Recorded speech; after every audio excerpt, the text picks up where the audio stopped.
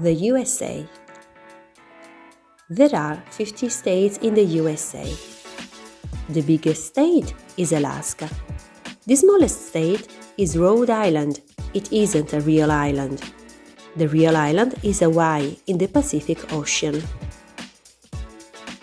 The American flag is red, white and blue.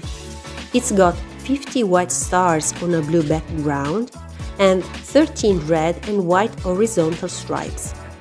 The 50 stars represent the American state. The 13 stripes represent the first 13 states. The national emblem is the bald eagle. It represents freedom. The capital of the United States is Washington, D.C. It's the only American city that isn't part of a state. D.C. stands for District of Columbia.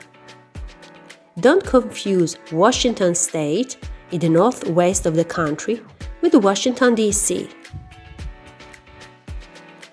Political system. The USA is a constitutional republic with an elected president. The president lives in Washington, D.C., in the White House. There are elections for the U.S. president every 4 years. The first president of the USA was George Washington. There are two main political parties, Republican and Democrats. The U.S. Parliament, or Congress, meets in a building called the U.S. Capitol. The USA has a federal system.